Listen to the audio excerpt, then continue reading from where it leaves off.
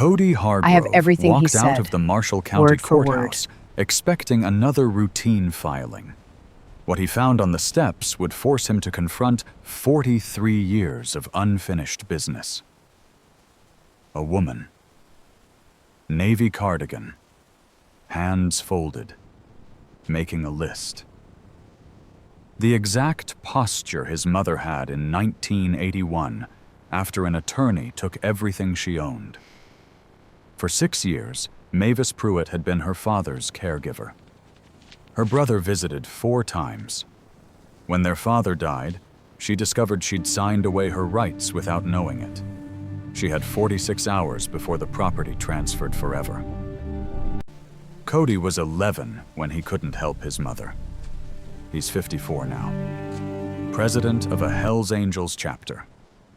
109 brothers strong. And he wasn't walking away this time. If you believe the system should protect people who give everything, hit subscribe, because what happens next proves that sometimes the scariest-looking person in the room is exactly who you need. Drop a comment telling me where you're watching from. Let's go. I have a notebook, she said. I have everything he said, word for word. Cody had been leaving the courthouse at 4:39 p.m. Paperwork filed for a chapter member's custody case. He was 10 steps into the parking lot when he saw her. He stopped. He didn't know why he stopped. That's a lie. He knew exactly why. He turned around, walked back, sat down on the step beside her, 1 step below so he wasn't looming, and looked out at the parking lot the same way she was looking at it. He didn't speak. She didn't look at him. 40 seconds passed. A flag rope tapped against its metal pole in the wind. Someone's car alarm chirped twice in the lot. Then Cody said, "Quiet." My mother sat like that once, right after they told her there was nothing left to fight for. The woman turned, looked at him for the first time. He wasn't looking back. He was still watching the parking lot. After a pause, she asked, "Did she fight anyway?" "She didn't have anyone to fight with." Silence. Longer this time. The drizzle had stopped, but the concrete was still dark with it. The courthouse steps smelled like wet stone and old paper, and something faint. Cedar, maybe. The cardigan. I have a notebook, she said. She held it up slightly. Navy cover, the kind you buy at a drugstore. I have everything he said, word for word. Cody looked at the notebook. Not at her. At the paper. Can I see it? She handed it to him. He opened to the first page. The handwriting was precise, small. Every letter deliberate, dated, timed. 7 weeks ago. A Wednesday at 2:33 p.m. Vickers. The Pruitt filing moves Thursday. Your sister won't contest. She doesn't have standing, and she knows it. Gary. She's been in that house 6 years. She's going to fight. Vickers. Not without representation, she won't. Nobody in this county takes a contingency case against my filings. Cody kept reading. His jaw tightened. He flipped to the second page. The third. When he finished, he closed the notebook carefully, handed it back to her. This is enough, he said. This is more than enough. She took it back, put it in her lap, folded her hands over it like she was protecting something fragile. I know a man, Cody said, who's going to want to read that. He's got a paralegal certificate and 40 years of opinions about probate attorneys. His name is Flintlock. He answers on the first ring. She looked at him directly now. The court ruling was this afternoon. I have until Thursday at 4:17 p.m. to file a formal appeal. With a licensed attorney. I have $214 in my checking account. Cody nodded once. What's your name? Mavis. Mavis Pruitt. Mavis. He stood, extended his hand, not to help her up, to shake, like you shake hands with someone you're making an agreement with. My name's Cody. Tombstone to most people. What do you need first? She looked at his hand for 3 seconds.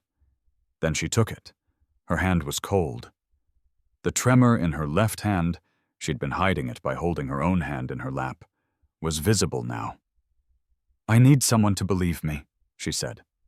I believe you. Mavis Pruitt was 49 years old. For 6 years, she had been her father's primary caregiver. Raymond Pruitt. 2-year decline. Final 5 months brutal. Mavis had left her job as a dental office manager, given up her apartment, moved into his house on Quarry Bend Road.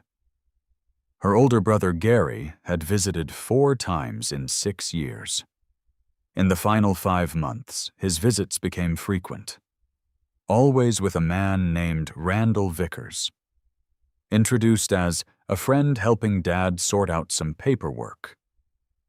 The will was changed 11 weeks before Raymond died. Mavis didn't know. The document she signed at the attorney's office 2 weeks before the funeral, described to her as standard estate administration paperwork, was a waiver of contest rights. She signed it. She didn't understand what it meant. She did now. 4 months ago, Raymond Pruitt died. The estate battle began the week of the funeral. It had been moving in one direction since the first filing. Today, Tuesday, 4:17 p.m., the judge denied her emergency motion from the bench in 4 minutes, without letting her finish speaking. The 72-hour window to file a formal appeal expired Thursday at 4:17 p.m. Mavis had $214. The house she'd maintained for 6 years was being transferred to Gary. The savings account, $347,600 after medical costs, split 87% to Gary, 13% to Mavis, structured as a caregiving contribution acknowledgement. Randall Vickers had billed $163,800 in fees against the estate before distribution. Mavis had tried 3 attorneys, legal aid, a Tennessee Board of Professional Responsibility complaint that was acknowledged and filed into a 6 to 12-month processing queue. Harold Finch from the County Bar Association Ethics Committee. Warm handshake, took her number, told her he'd make a call that afternoon. He made the call. To Randall Vickers. Told him a woman named Mavis Pruitt was filing ethics complaints and asking about expedited review. Vickers fast-tracked the property transfer filing. Mavis found out about the call from Vickers's paralegal, a woman with a conscience and a limited window of courage. She told Mavis the day before today's hearing. Too late to stop it. Not too late to write it down. Mavis wrote everything down, medication names, dosage schedules, doctor's instructions. She had memorized things for 6 years. The overheard conversation in Vickers's office, 7 weeks ago, Wednesday, 2:33 p.m. She memorized every word, wrote it in the parking lot, sitting in her car before she drove home. That piece of paper was in her notebook. She carried it everywhere. And now a man in a Hell's Angels vest was pulling out his phone. "Flintlock," Cody said into the phone. "I'm at the courthouse. I need you to come here. Now." A pause. "A woman named Mavis Pruitt. Probate fraud. Randall Vickers. She has a notebook." Another pause. Cody looked at Mavis. "He's on his way. 14 minutes. Mavis exhaled. She hadn't realized she'd been holding her breath. "Can I ask you something?" Cody said. She nodded. "The earring. You're only wearing one." Her hand went to her left ear, the small gold stud. It was my mother's. I found it in my father's bedroom after he died. The matching one. I don't know where it is. My brother took a box of things before I could go through it." Cody's expression didn't change, but something in his eyes shifted. "We'll find it." Flintlock arrived in 12 minutes. 57 years old. Gray ponytail. Vest with 17 years of patches. Ex-family court attorney. Disbarred in 2009 after filing a misconduct complaint against a circuit court judge. The Bar Association declined to pursue it. The judge did not forgive. He joined the chapter the year after. He sat down on the courthouse steps beside Mavis without asking permission. Extended his hand. "Michael Crane. People call me Flintlock. Cody said you have a notebook." Mavis handed it to him. Flintlock read in silence. His jaw worked. After the 4th page, he stopped. Looked up. "Do you know what the Moreno estate is?" "No." "It's in the transcript." Vickers said, "Same clean structure as the Moreno estate." That's a comparison, which means there's a pattern, which means this filing, the one you're holding, isn't the first time he's done this. He flipped to the front of the notebook, checked the date. "He said this 7 weeks ago?" "Yes." "And you wrote it down the same day?" "In the parking lot before I drove home." Flintlock looked at Cody. "The engagement letter date. If it's what she's saying, if Vickers retained before the will change, that's fraud. Civil and criminal." Cody nodded. "How long to find the Moreno filing?" "Public record. Marshall County Probate Court. If I walk in there right now?" Flintlock checked his watch. 20 minutes. Go." Flintlock stood, handed the notebook back to Mavis. "I'm going to need this later. Don't let it out of your sight." He was gone before she could answer. Cody sat back down. "You said you're staying at a neighbor's house?" "Beverly Crane. 638 Sycamore Drive. She's letting me use her spare room." "How long have you known Beverly?" 6 years. She watched me take care of my father. She saw Gary show up with Vickers. She saw the visits get more frequent in the last 5 months. Mavis's voice was flat, controlled. "She asked me once if I knew what they were doing in there. I said Dad was sorting out paperwork. I believed that." Cody's phone buzzed. He glanced at it. Typed something fast. Put it away. "I'm making some calls. You're going to meet more people tonight. That okay?" "Yes." "Good." He stood. Helped her to her feet this time. "Let's get you somewhere warm. You've been out here 22 minutes. You're shaking." "I'm always shaking," Mavis said quietly. Cody didn't answer, but he noticed. He filed it away. By 6:47 p.m., Mavis was sitting in a booth at Millie's Diner on the west side of Lewisburg, Cody across from her, a plate of food in front of her she hadn't touched. Coffee going cold. The door opened. A man in his mid-40s walked in. Jeans, work boots, Hell's Angels vest. He spotted Cody, walked over, slid into the booth beside Mavis without crowding her. "Cold water," Cody said. "This is Mavis." The man, Coldwater, extended his hand. "Jason Reeves, ex-Marshall County Sheriff's Deputy, 14 years. I know the courthouse filing system better than the people who run it." He looked at Cody. "Flintlock called me. Said Randall Vickers. Said probate fraud. Said you need a full filing history." "I do. I'll have it by midnight." Coldwater looked at Mavis. "The Moreno estate? You know who Elena Moreno was?" "No." "Immigrant worker, sponsored work visa. She was brought to the U.S. by a client of Vickers's 6 years ago. When that client died, Vickers administered the estate. Elena was owed back wages and a small bequest. She got 0. The estate settled with nothing to her. She had no standing to contest. She went back to her home country. He paused. The bequest she was owed was $43,200.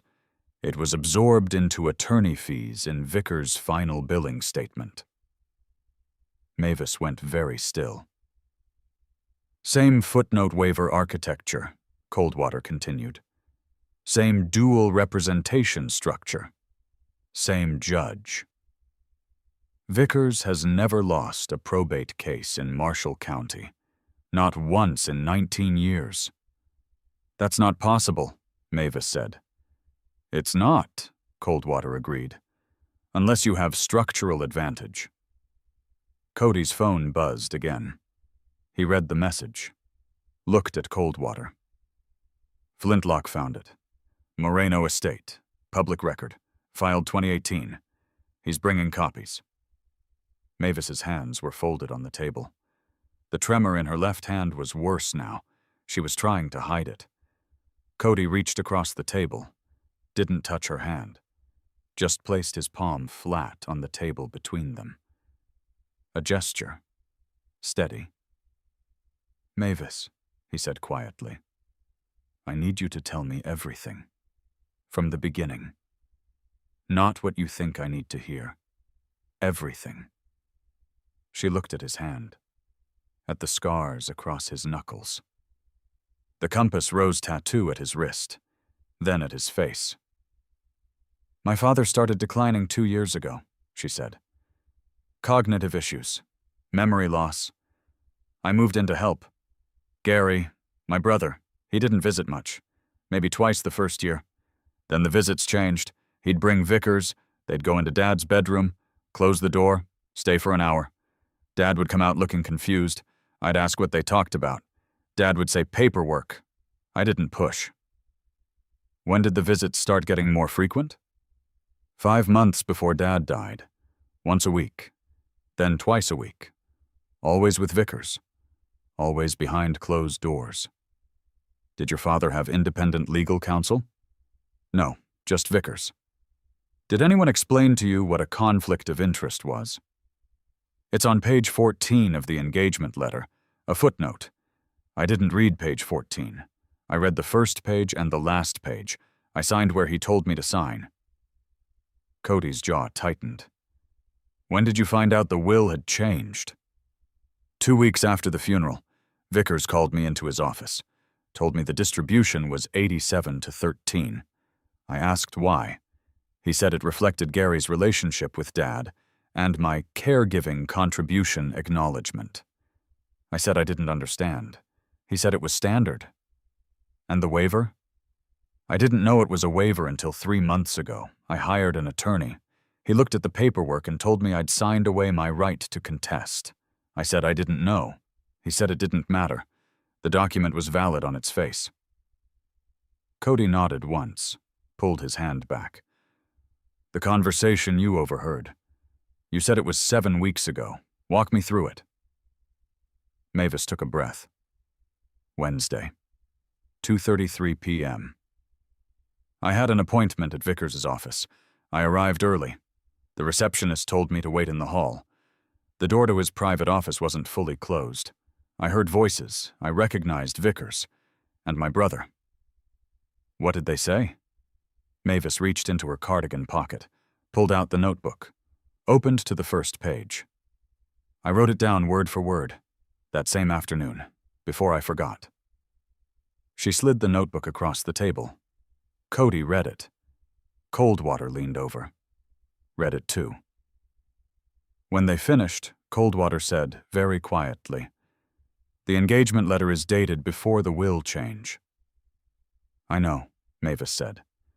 That means Vickers was retained before the document he supposedly helped execute neutrally. I know. That's not a civil matter anymore. That's fraud. Mavis nodded. Her voice was flat. I've known for 7 weeks. I've been telling people for 7 weeks. No one has done anything. Cody looked up. How many people did you tell? 4 attempts. She didn't need the notebook for this. She'd memorized the rejections, too. 3 months ago, I hired a family law attorney in Lewisburg. Paid $1,400 for a consultation. He reviewed the waiver, said it was valid, said contesting would cost more than I'd recover, referred me to someone who handles these cases. That person's retainer was $18,000. Second attempt? Board of Professional Responsibility complaint. Filed against Vickers for conflict of interest. They sent me an acknowledgement letter. Processing time, 6 to 12 months. No action taken. Third? Legal aid clinic, 2 weeks ago. The intake coordinator was kind. He explained their clinic handles landlord-tenant disputes, immigration, family court, not contested probate. He gave me a printed list of estate attorneys in Middle Tennessee. I already had that list. Fourth? Mavis's voice went quieter. Harold Finch, County Bar Association Ethics Committee. I approached him at a Rotary Club lunch last week. He was warm, attentive, took my number, told me he'd make a call that afternoon. He did. To Randall Vickers. Told him I was filing ethics complaints and asking about expedited review. Vickers fast-tracked the property transfer filing. The booth went silent. How do you know Finch called Vickers? Coldwater asked. Vickers's paralegal told me. The day before today's hearing. She has a conscience. She called me at home, told me what Finch said on the phone, word for word. Just thought you should know what's coming. Cody's hands were flat on the table. He was gripping the edge, knuckles white. The paralegal, he said carefully. Would she testify? I don't know. She was scared when she called me. She said she couldn't be involved. But she wanted me to know. Cody nodded, looked at Coldwater. Get her name. We'll talk to her. Coldwater made a note on his phone.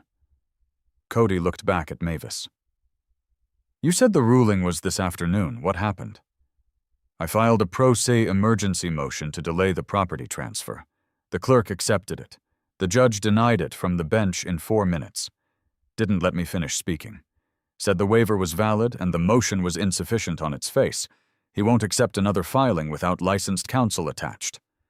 And you have 46 hours. Yes. And $214. Yes. Cody leaned back, exhaled through his nose, looked at Coldwater. Call Crowbar. Tell him we need a formal appeal motion drafted by 7 a.m. Thursday. Tell him it's probate fraud, conflict of interest, cognitive decline of testator at signing, misrepresentation of waiver document.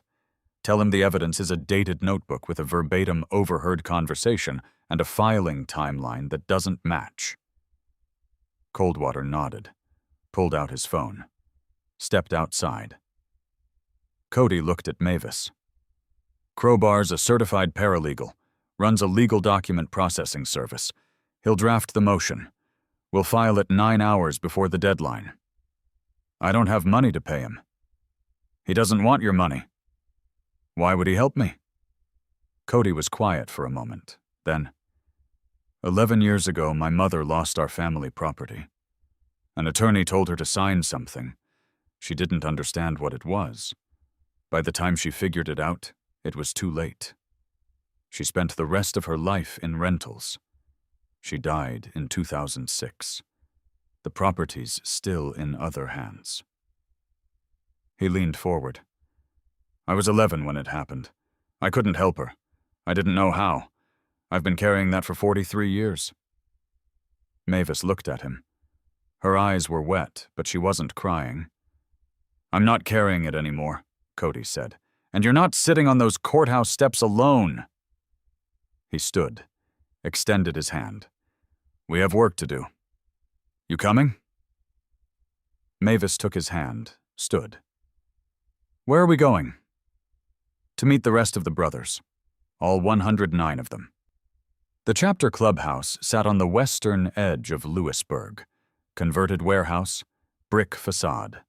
No sign. The kind of building that looked like nothing from the outside. Inside, 63 men were already there when Cody walked in with Mavis at 8:14 p.m. The room went quiet. Cody didn't raise his voice. "This is Mavis Pruitt, 49. Spent 6 years caring for her dying father. Gave up her job. Gave up her apartment. Moved into his house on Quarry Bend Road. Her brother visited 4 times in 6 years. When her father died, she found out the will had been changed. The attorney, Randall Vickers, told her the paperwork she signed was standard. It was a waiver of contest rights. She didn't know. She signed anyway." He paused. "Let that sit. 4 months later, she's living in her neighbor's spare room. She has $214 in her checking account. The house transfers to her brother Thursday at 4:17 p.m., unless we file a formal appeal with licensed counsel. We have 46 hours. Flintlock stepped forward, held up a folder. "Vickers has done this before. Elena Moreno, 2018. Immigrant worker on a sponsored visa. Her employer died." Vickers administered the estate. Elena was owed $43,200 in back wages and a bequest. She got 0. Same waiver architecture, same conflict of interest footnote, same judge. Coldwater stepped forward next. "Vickers has never lost a probate case in Marshall County. 19 years. 31 estate filings. 26 involved a caregiving sibling who got substantially less than the non-caregiving sibling. None contested successfully." The room was completely silent now. An older man stood. 68. Gray beard to his chest. Road name, Knotwood. Chapter co-founder. Lewisburg born. "I knew Raymond Pruitt," Knotwood said quietly. "I knew his wife before she died, and I knew your mama, Cody. I was there in 81 when she signed those papers." The air changed. Cody looked at him. 4 seconds of silence. Then, "I know." Knotwood nodded once. "Make the calls." Cody pulled out his phone, dialed, put it on speaker. 2 rings. "Nashville chapter. This is Reaper. It's Tombstone, Lewisburg. I need 28 riders at the Marshall County Courthouse by 10 a.m. Wednesday. Probate fraud. Victim's a caregiver who got stripped of everything by a connected attorney. We're filing a formal challenge. I need visible support." Pause. "You got it. We'll be there." The line went dead. Cody dialed again. "Murfreesboro chapter. Ironside speaking. It's Tombstone. I need 18 riders. Marshall County Courthouse. Wednesday, 10 a.m. "What's the play?" "Peaceful stand. Disciplined. We're making it visible that someone's watching." "Done." 63 in Lewisburg, 28 from Nashville, 18 from Murfreesboro, 109. Cody looked at Mavis. "You're not alone anymore." They worked through the night. Crowbar, certified paralegal, 43, ran a legal document processing service, arrived at 9:33 p.m. with a laptop and 4 legal reference books, set up at the clubhouse's back table, started drafting the formal appeal motion. Flintlock and Coldwater sat across from him, cross-referencing the Moreno estate filing against Mavis's case, looking for patterns. At 11:47 p.m., Flintlock found it. "The notary," he said. "On the will change. It's Vickers' office manager, same woman who notarized the Moreno estate documents." Coldwater leaned over. "That's not illegal by itself, but it establishes a pattern. Same infrastructure, same players. And look at this." Flintlock pointed to a date. "The engagement letter for Mavis's case is dated May 3rd. The will change is dated May 19th. Vickers was retained before the will changed." "That's prearrangement," Crowbar said without looking up from his screen. "That's fraud." At 1:22 a.m., there was a knock on the clubhouse door. Coldwater opened it. A woman stood there, late 30s, exhausted, holding a manila folder. "I'm Sarah Kemper," she said. "I'm Randall Vickers' paralegal. I was told someone here wanted to talk to me." Coldwater stepped aside. "Let her in." Mavis stood when she saw her. "You called me, the day before the hearing." Sarah nodded. "I did. I shouldn't have. I could lose my job. But I couldn't. I couldn't let you walk into that courtroom without knowing what Finch did." Cody walked over. "What else do you know?" Sarah looked around the room. 63 men watching her. She took a breath. "Vickers has a back office. 409 Millstone Court. It's not on his public filings. He keeps a second set of client files there. Pre-engagement communications, text messages with beneficiaries before the primary client has died. Sometimes before they're even seriously ill." "Do you have access to those files?" "No. They're locked. But I know they exist. I've seen him bring files from Millstone to the main office. I've seen the dates on the folders. They predate the official engagement letters by months." Flintlock leaned forward. "Would you testify to that?" Sarah was quiet for a long time. Then, "If you can protect me from retaliation, yes." "We can." She set the folder on the table. "This is what I can give you now. Billing records for 3 estates Vickers handled in the past 4 years. All 3 had caregiving siblings who received less than 20% of the estate. All 3 had the same conflict of interest waiver language. All 3 were processed by the same judge." Coldwater opened the folder, started reading.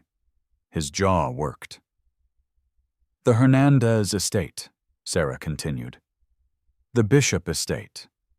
And the Chen estate. Combined, Vickers billed over $400,000 in fees across those 3 cases. The caregiving siblings, the ones who did the actual work, they got less than $80,000 combined." Mavis sat down, put her head in her hands. Cody looked at Sarah. "Thank you." Sarah nodded. "There's something else. Vickers is scheduled to meet with another client tomorrow.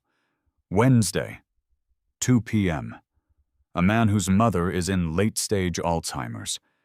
The man's sister has been caring for her for 3 years. The meeting is about estate planning." The room went very still. "We stop it," Knotwood said quietly. "We stop it before it starts." By 3:47 a.m., they had a plan. Crowbar would file the formal appeal motion at 7:09 a.m. Thursday, 9 hours and 8 minutes before the deadline. Flintlock would pull every public filing Vickers had made in Marshall County, cross-reference them, build a timeline. Coldwater would contact the FBI. White-collar fraud, pattern of elder abuse, multiple victims across multiple years. And at 10 a.m. Wednesday, 109 motorcycles would line the street across from the Marshall County Courthouse. Not blocking traffic, not shouting, just standing there, visible, making it clear someone was watching. Wednesday morning, 9:47 a.m. The rumble started low, distant, like thunder on the horizon. Then it grew. By 9:54 a.m., the sound was a roar that shook windows 3 blocks away. 109 motorcycles pulled onto the street across from the Marshall County Courthouse in disciplined rows. Tight, smooth, practiced. They parked one by one in perfect formation. Engines cut off almost in unison. The sudden silence was heavier than the noise. 109 men stood beside their bikes, not moving, not shouting, arms crossed, vests visible. Hell's Angels. All of them. A crowd gathered, people coming out of shops, office workers stepping outside. Someone pulled out a phone, started filming. Cody stood at the front, Mavis beside him. At 10:03 a.m., Randall Vickers' car pulled into the courthouse lot. He saw the motorcycles. Slowed. Stopped. For 6 seconds, he sat in his car, staring. Then he got out, walked toward the courthouse entrance, trying to look unbothered. Cody watched him. Didn't move. Vickers glanced at the bikers once, twice, then disappeared inside. At 10:47 a.m., Coldwater got the call. FBI, Special Agent Rebecca Torres, White Collar Crimes Division. She'd received a tip about a probate attorney in Marshall County running a multi-year elder fraud operation. "I'm told you have documentation," Agent Torres said. "We do," Coldwater replied. "Can you be here by noon? I can be there in 40 minutes. Agent Torres arrived at 11:32 a.m. plain clothes. Practical. Exhausted in the way of people who've been working cases like this for too long. She met Coldwater and Flintlock at the clubhouse. Cody was there. Mavis, too.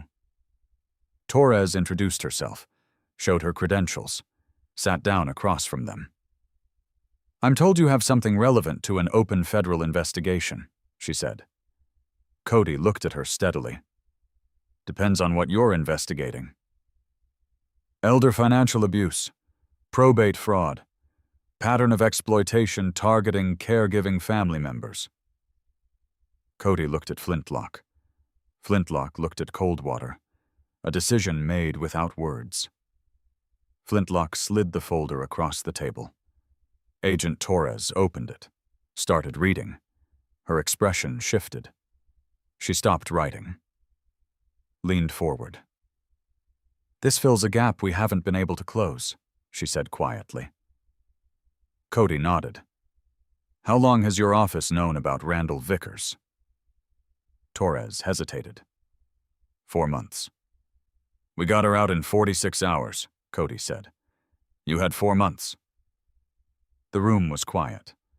Torres didn't defend it. She just nodded. "You're right." Cody leaned forward. "Mavis gets a victim advocate assigned before the first interview. Nobody talks to her without her asking first." Torres met his eyes. "Agreed." She stood. "We'll be in touch." "Agent Torres," Cody said. She turned. "You do right by her."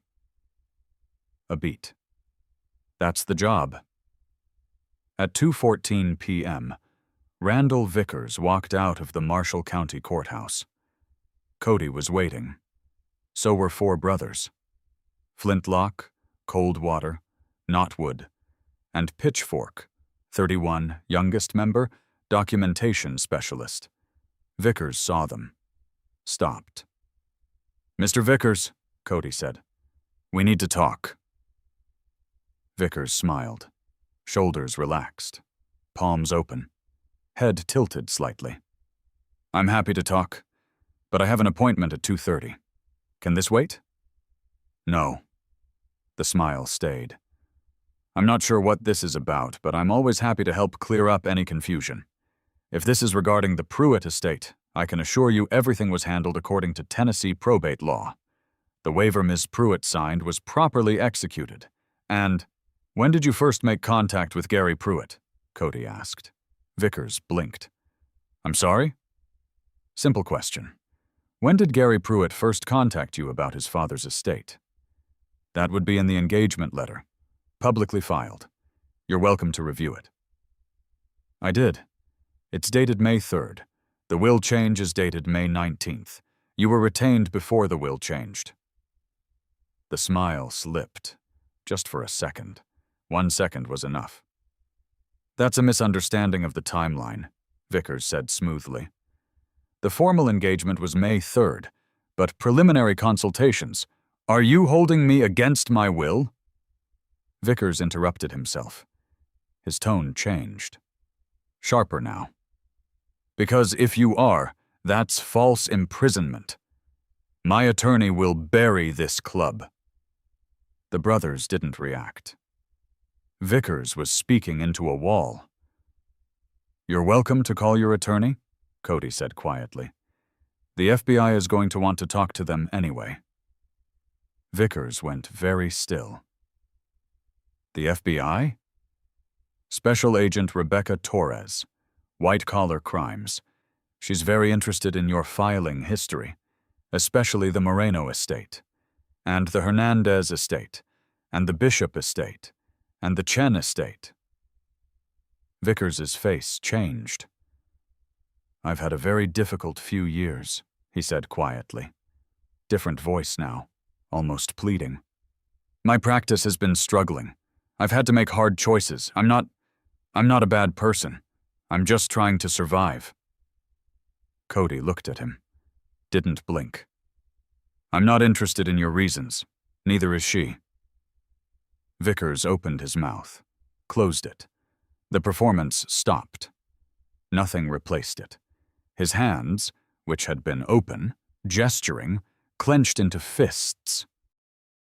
I was careful, he said, almost to himself. I was so careful. The mask was off. At 3:41 p.m., Agent Torres returned, with 2 more agents, and a warrant. Randall Vickers was arrested at 3:53 p.m. in the courthouse parking lot. Charges: elder financial abuse, fraud, conspiracy to commit fraud, practicing law with a conflict of interest, wire fraud, communications with co-conspirators across state lines. Bail, set at $500,000.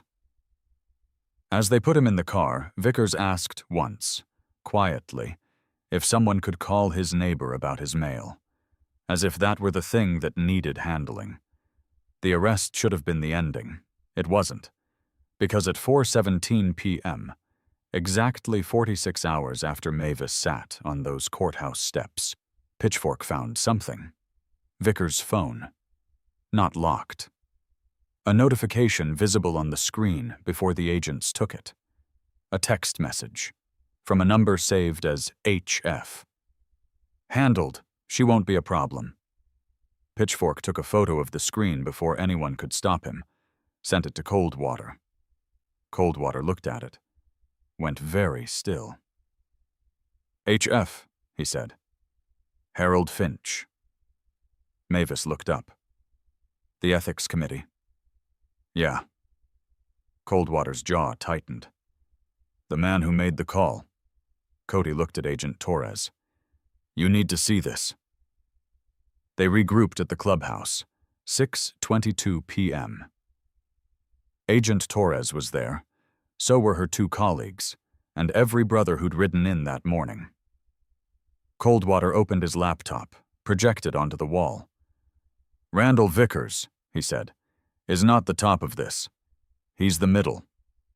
He pulled up a spreadsheet. 31 estates filed in Marshall County over 19 years. 26 involved caregiving siblings receiving substantially less than non-caregiving siblings. But look at the pattern. He highlighted 3 columns. Same judge on 23 of those cases. Circuit Court Judge Pamela Hendricks. And look at the campaign contribution records. Another screen. Vickers made donations to Judge Hendricks's campaigns in 2014, 2018, and 2022. Total, $22,300. Not illegal, but it's a relationship. Flintlock stood. And here's where it gets worse.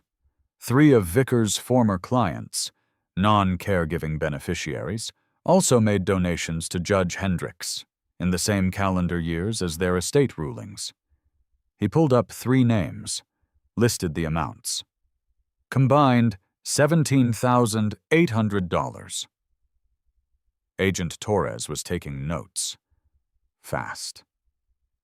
And Harold Finch, Coldwater continued. Bar Association Ethics Committee. He's also made donations to Judge Hendricks, $8,400 over 2 election cycles. He pulled up the phone records. And here's the call log. Harold Finch called Randall Vickers on October 8th, 2:47 p.m. That's 3 hours after Mavis approached him at the Rotary lunch. The call lasted 4 minutes and 18 seconds. Mavis was staring at the screen. It's all connected. It's all connected, Coldwater confirmed. At 7:14 p.m., there was another knock on the clubhouse door. Coldwater opened it. A man stood there, 62, thinning hair, wire-rimmed glasses, sweating despite the cool evening air. "My name is Thomas Kirby," he said. "I'm an estate planning attorney. I worked with Randall Vickers on 2 cases. I need to talk to someone." Coldwater let him in. Kirby sat down at the table, hands shaking. "I didn't know. At first I didn't know. He brought me in as co-counsel on 2 estates. Told me it was standard dual representation. I signed the paperwork. I didn't read page 14. I should have read page 14. "What happened?"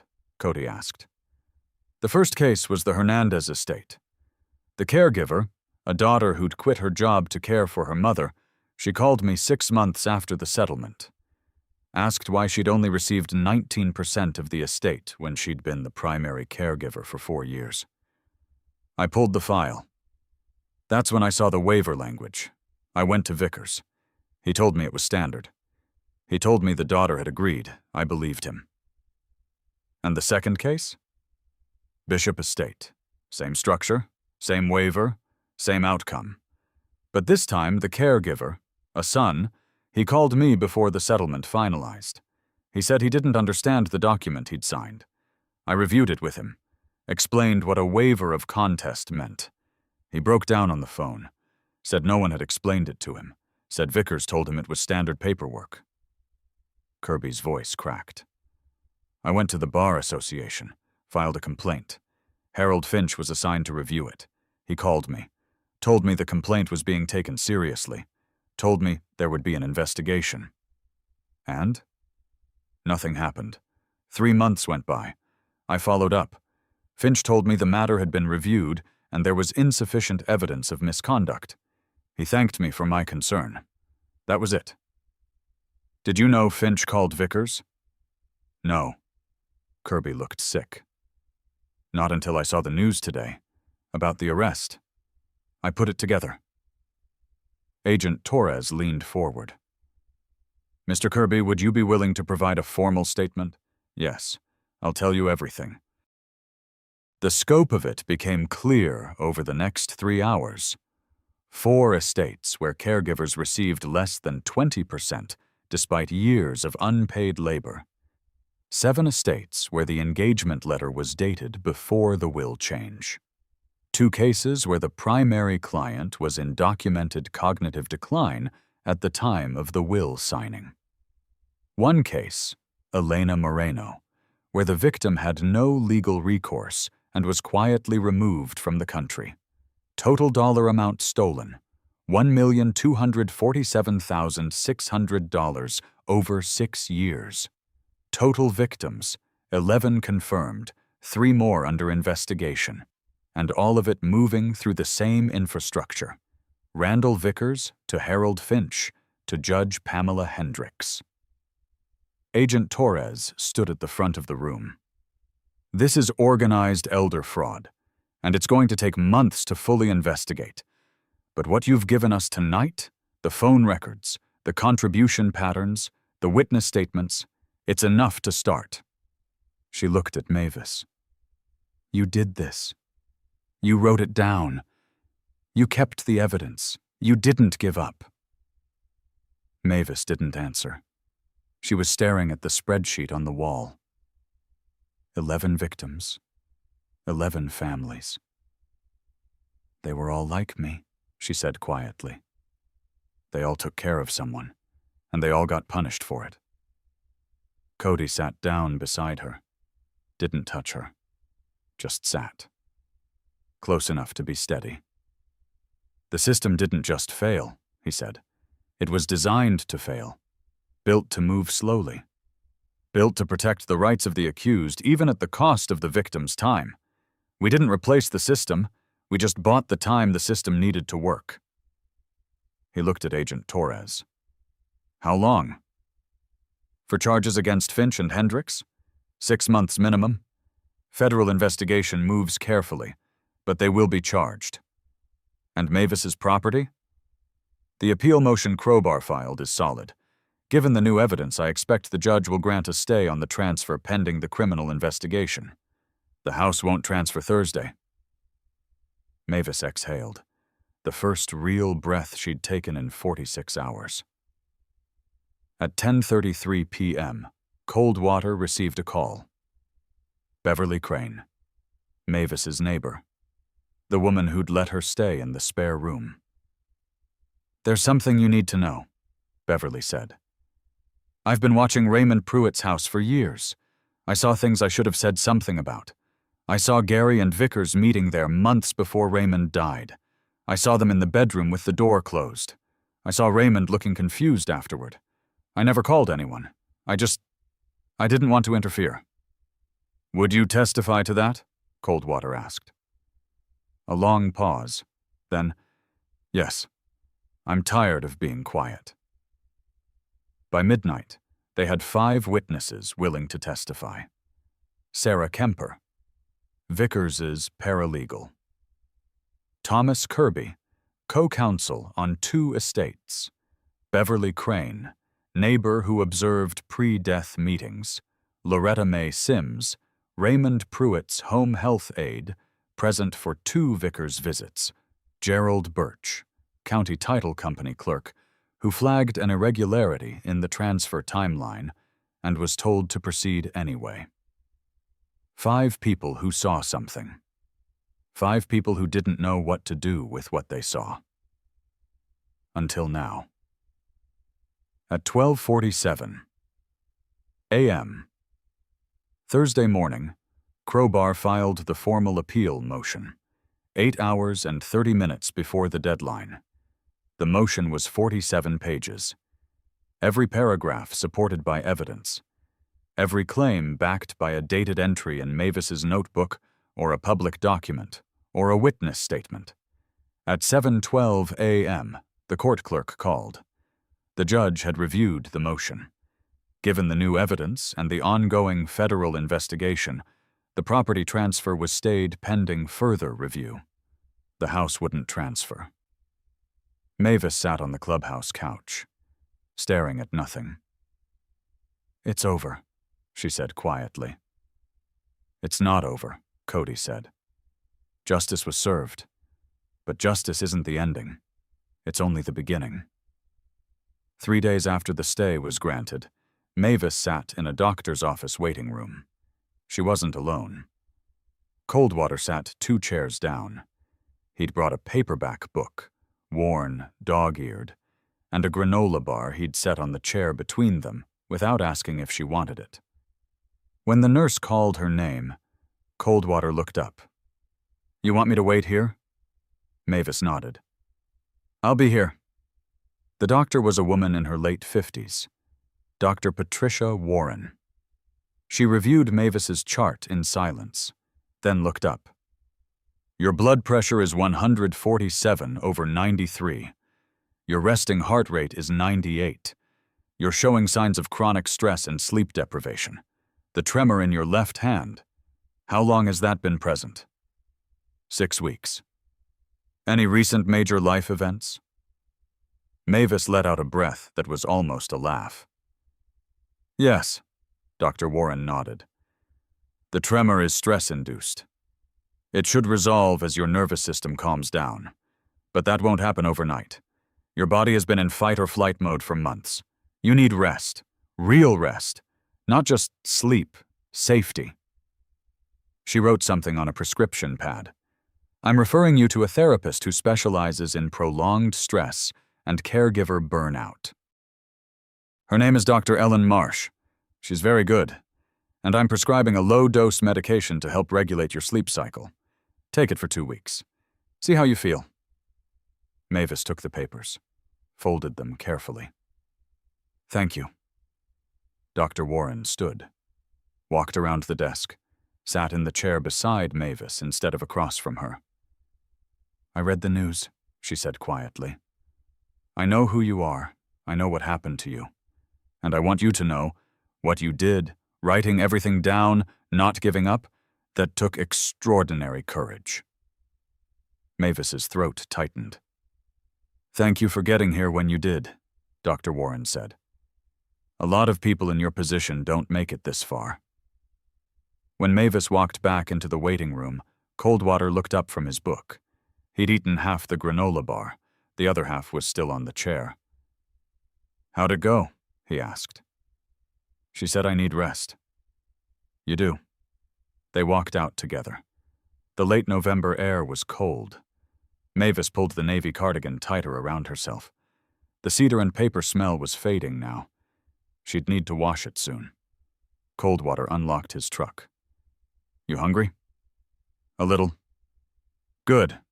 Knotwood's making chili at the clubhouse. He makes it every Thursday. Been doing it for 20 years. It's the only thing he knows how to cook, and it's the best chili you'll ever have." The clubhouse was warm when they arrived. Smelled like cumin and tomatoes and something smoky. Mavis stepped inside, saw 8 brothers sitting around the main table. They looked up when she walked in. Stood. Not because she was important. Because she was there. Knotwood ladled chili into a bowl. Set it in front of her at the table.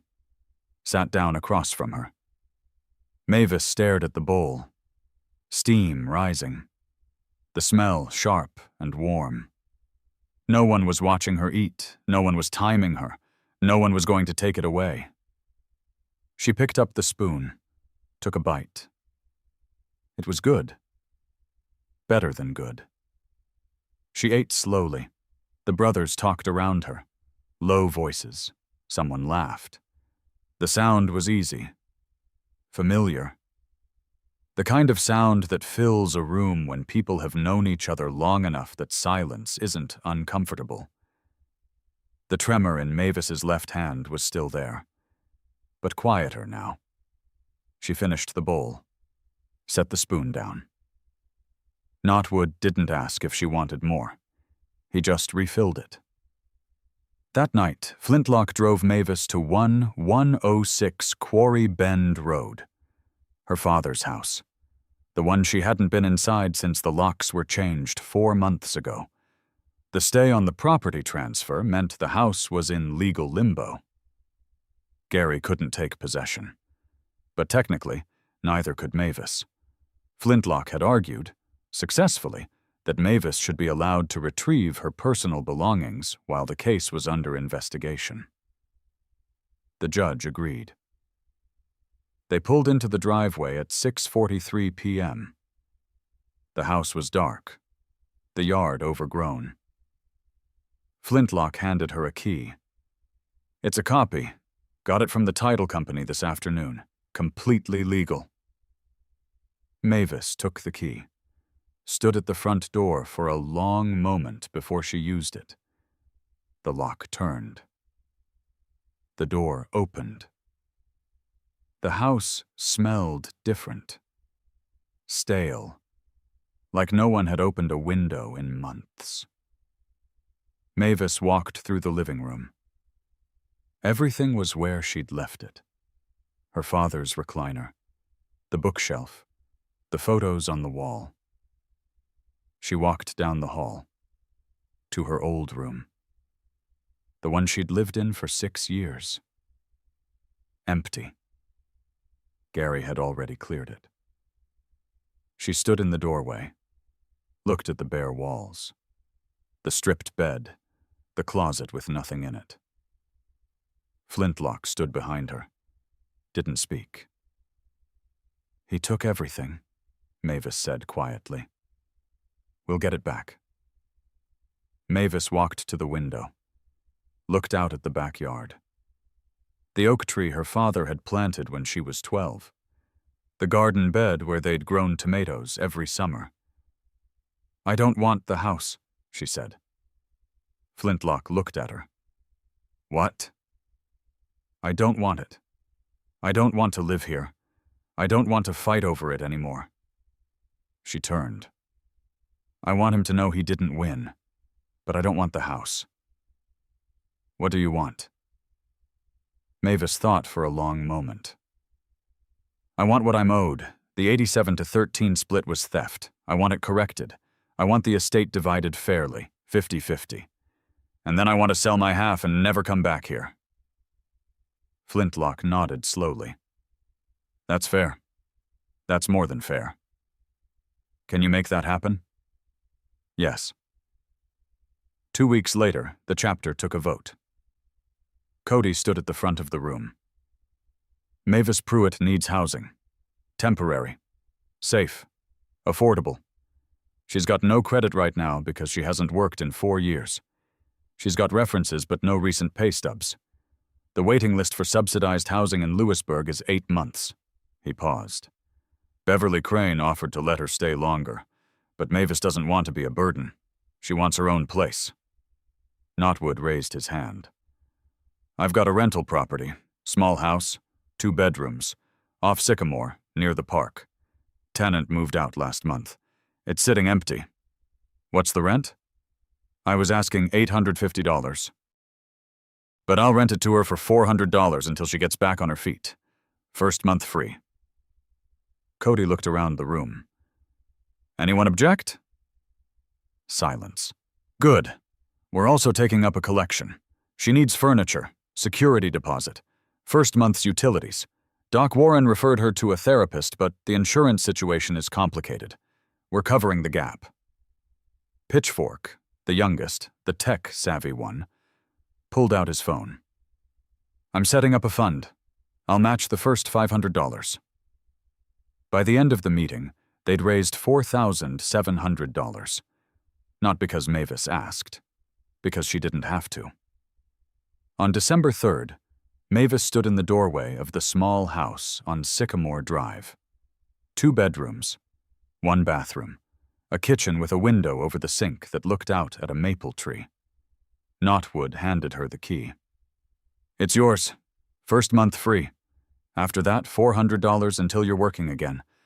No rush. Mavis took the key, held it in her palm. I don't know how to thank you. You don't need to. She walked inside.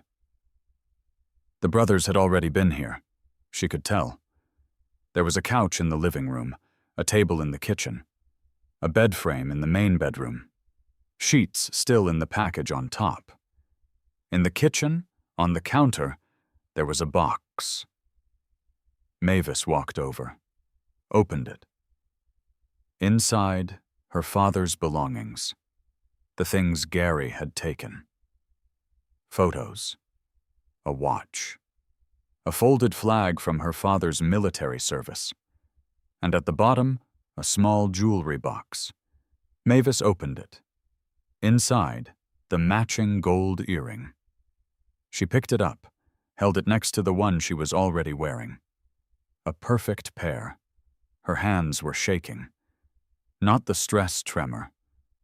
Something else. Flintlock was standing in the doorway. We found it in the box Gary took. Coldwater made him return everything. Legally, with documentation. Mavis didn't answer. She just stood there, holding both earrings.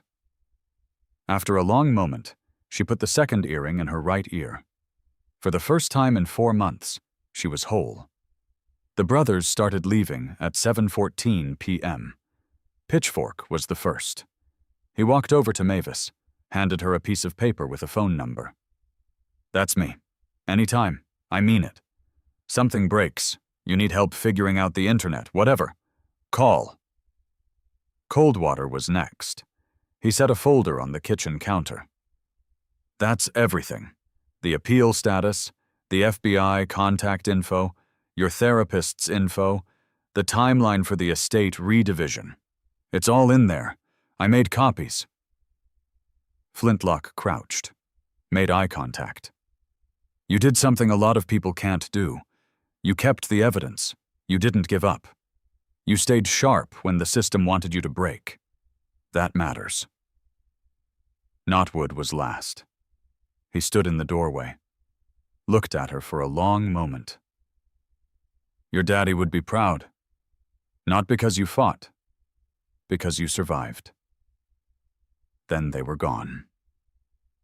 Mavis stood in the living room, alone for the first time in weeks. The house was quiet. The kind of quiet that wasn't empty. Just still. She walked to the kitchen window, looked out at the maple tree. The branches were bare, but the shape was good. In the spring, it would leaf out. She could see it from here. She would see it every morning. That felt like something. But this story isn't really about a probate attorney or a fraudulent will or even a house. It's about what we owe the people who give everything. 11 days after Mavis moved into the house on Sycamore Drive, Cody stopped by. He didn't call first, just pulled up at 4:17 p.m. on a Saturday. Knocked twice. Mavis opened the door. Cody. Got a minute? Of course. She let him in. He stood in the living room, looked around, saw the photos on the bookshelf. Her father. Her mother. A younger version of Mavis. Place looks good, he said. It does. They stood there for a moment. The afternoon light coming through the kitchen window made everything soft. I wanted to check on you, Cody said. Make sure you're okay. I'm okay. You sure? Mavis looked at him. Really looked. I'm not healed. Healing doesn't work that way. But I'm safe. For the first time in 4 months, I'm safe. And that's enough for now. Cody nodded. You need anything? No. I'm good. He turned to leave. Stopped. The therapist. You seeing her? Twice a week. Good. He walked to the door, paused with his hand on the handle. My mother never got this. She never got the house back. She never got anyone to believe her. She spent the rest of her life in rentals, and I carried that. For 43 years, I carried the fact that I couldn't help her. He looked back at Mavis. I'm not carrying it anymore because you got out. You kept the evidence. You didn't let them erase you. And that means something. Mavis's throat was tight. Thank you. Cody nodded once, walked out to his bike, started the engine. Mavis stood in the doorway, watched him pull away. The maple tree in the yard moved in the wind. The branches clicked together. A soft sound. Familiar now. She closed the door. Locked it. Stood in her own living room in her own house with her own key. And for the first time since June, she felt like a person instead of a problem. 8 months later, Mavis Pruitt walked into the Marshall County Community Center at 6 p.m. on a Tuesday. She wasn't there as a victim. She was there as a volunteer. The caregiver support group met every Tuesday evening. 12 people, most of them women, most of them over 50, all of them taking care of someone, a parent, a spouse, a sibling, while their own lives contracted into something smaller and smaller. Mavis sat in the circle. Listened to a woman named Patricia talk about her mother's Alzheimer's, how she'd quit her job 3 years ago, how her brother lived 2 states away and called once a month, how she didn't know what would happen when her mother died, how she was afraid to find out. When Patricia finished, the group leader, a social worker named Karen, asked if anyone had thoughts. Mavis raised her hand. I was you, she said.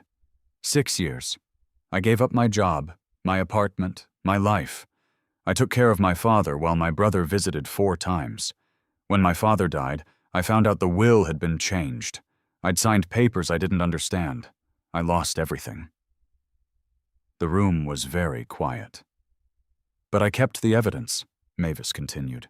I wrote everything down. Dates, times, conversations, and when I finally asked for help, I found people who believed me. It took 46 hours, but I got out. And the man who did it, the attorney, he's in prison now. And so is the man who helped him. Patricia was crying. How did you know who to trust? I didn't. I just kept asking until someone stopped walking past me. After the meeting, Mavis stayed to help fold chairs. Karen walked over. You're good at this. At what? Telling your story without making it sound easy. People need to hear that. They need to know it's possible to survive and still carry the weight. I do carry it.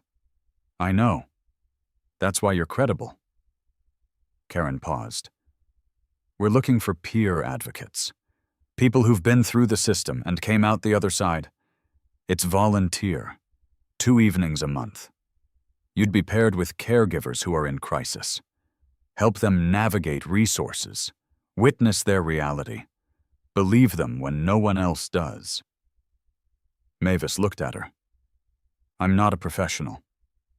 You're something better. You're someone who knows what it feels like to sit on courthouse steps with $214 and a notebook. Mavis thought about that. Can I think about it? Of course. 2 weeks later, Mavis called. Said yes. She had stopped counting the days since she left her father's house. She had started counting different days. Days since she started volunteering. 14. Days since she enrolled in a paralegal certificate program at the community college. 37. Days since she got her first paycheck from a part-time job at a dental office. 22. Days until her therapist said she could start tapering off the sleep medication. 9. The math was different now. It added up to something that looked like a future. One Saturday morning, Flintlock stopped by the house, brought a folder. The estate redivision is final, he said. 50-50 split. $173,800 to you after fees. Gary contested it. He lost. The money's in an account with your name on it.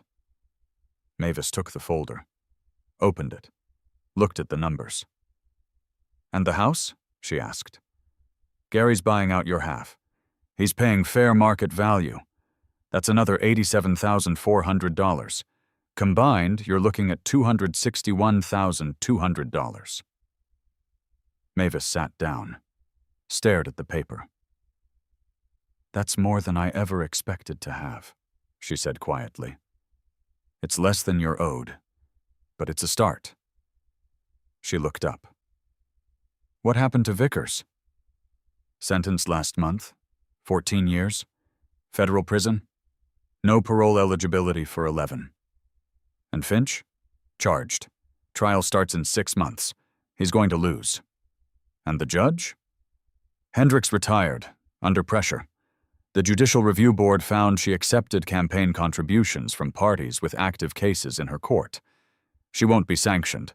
She resigned before they could act. But her career is over. Mavis nodded slowly. Good. Flintlock stood to leave. Paused. You changed things, you know. The Bar Association updated their ethics guidelines. Dual representation in probate cases now requires independent counsel for all parties. They're calling it the Pruitt Standard. Mavis looked at him. They named it after me? You're the one who kept the notebook. 3 years and 4 months after Mavis sat on those courthouse steps, she walked into a probate attorney's waiting room in Columbia, Tennessee. She wasn't there for herself. A woman sat in the corner, late 50s, holding a folder, hands shaking. Mavis recognized the look. She'd worn it for months, that combination of terror and hope and exhaustion. The face of someone who has been failed enough times to stop expecting anything, but hasn't quite given up yet. Mavis crossed the room, sat down beside her. I'm Mavis, she said.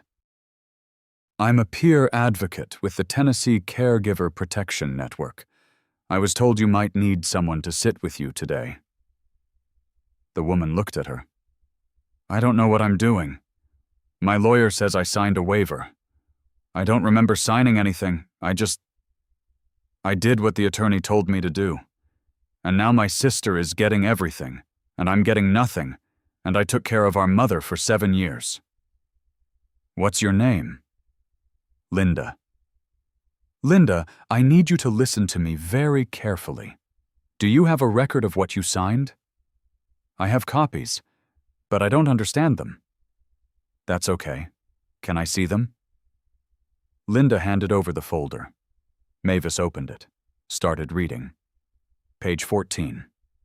Footnote. Same language. Mavis's chest tightened. Linda, this is a conflict of interest waiver. It means the attorney represented both the estate and your sister simultaneously. That's legal if it's properly disclosed, but it's voidable if you didn't understand what you were signing. I didn't. Did anyone explain it to you in plain language? No. Did you have your own attorney review it before you signed? I couldn't afford one. Mavis closed the folder. Okay, here's what we're going to do. I'm going to connect you with an attorney who specializes in these cases. His name is Flintlock. He's very good. And I'm going to sit with you through every meeting. I'm going to help you understand every document before you sign it. And I'm going to make sure you keep copies of everything. Linda's eyes were wet. Why are you helping me? Because 3 years ago, I was you. I sat on courthouse steps with a notebook and $214. And a man stopped walking past me. His name was Cody, and he sat down beside me and said, "My mother sat like that once." Mavis reached into her bag, pulled out a small notebook, navy cover, drugstore brand. "This is for you," she said. "Write everything down, dates, times, conversations, names. If you overhear something, write it word for word. If someone makes you a promise, document it. If something feels wrong, write that too. Your memory is evidence. Don't let anyone tell you it isn't." Linda took the notebook, held it like it was fragile. "You're not alone," Mavis said. "Not anymore." Cody Hargrove stood in his garage at 9:47 p.m. on a Thursday. The radio played low. Classic rock. Something with a steady backbeat. He was working on his bike. Oil change. Routine maintenance. The kind of work that required just enough attention to quiet the mind. His phone buzzed. He wiped his hands on a rag. Checked the screen. A text message. From a number he didn't recognize. "My name is Linda Morrison. Mavis Pruitt gave me your number. She said you help people when the system doesn't. I need help." Cody stared at the message for a long moment. Then he typed back. "I'll call you in the morning. You're not alone." He set the phone down, went back to the bike. The compass rose tattoo at his wrist, the one his daughter drew when she was 7, caught the garage light. She was 23 now. College graduate. Social worker. She'd told him once that she wanted to help people the way he did. He'd told her the work wasn't about being a hero. It was about being the person who didn't keep walking. She'd understood. He finished the oil change, wiped down the engine, stood back. The bike was 43 years old. Older than his daughter, older than the chapter. He'd bought it the year his mother died. Rebuilt it from the ground up, piece by piece. It still ran. Some things you carry, some things you rebuild. And some things, the important things, you hand off to the next person before the road runs out. He turned off the garage light, walked inside. Tomorrow morning, he'd call Linda Morrison. He'd listen.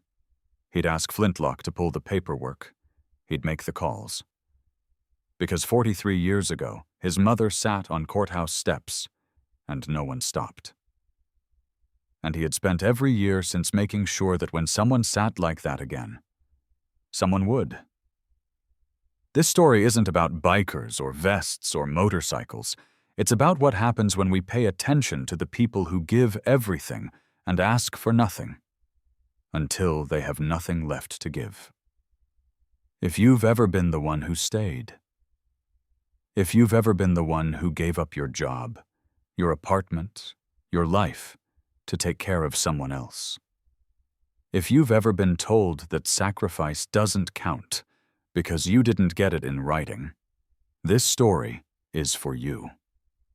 And if you've ever walked past someone sitting on courthouse steps, holding a notebook, making a list like it's the last thing they know how to control, stop walking.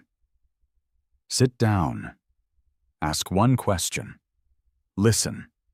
Because the system is designed to move slowly. It's built to protect process over people. And the gap between what should happen and what does happen is exactly the size of one person deciding not to keep walking. You don't need a vest to be a protector. You don't need a road name or a brotherhood. You just need to recognize when someone is carrying something too heavy. And then you need to sit down beside them. Pay attention. Listen when someone hesitates. Write down the details. Keep the evidence. Believe people when they tell you something is wrong, because sometimes the person sitting on those courthouse steps is someone's mother, someone's daughter, someone who spent 6 years doing the right thing and got punished for it. And sometimes, if you stop walking, you get to be the person who changes everything. If this story reminded you that ordinary people can do extraordinary things when they decide someone else's survival matters, hit that subscribe button. Drop a comment and tell me, have you ever been the caregiver who gave everything? Or have you been the person who stopped to help? Your story matters. Share this video with someone who needs to hear it. Because Mavis Pruitt sat on courthouse steps with a notebook and $214. And 43 years after Cody Hargrove watched his mother lose everything, he finally got to be the person who sat down beside someone who needed him. The maple tree outside Mavis's kitchen window leafed out that spring. She saw it every morning. The branches that had been bare were full now. And on courthouse steps in Marshall County, Tennessee, the place where everything almost ended, that corner is empty now, because Mavis Pruitt doesn't sit there anymore. She walks past it on her way to help someone else.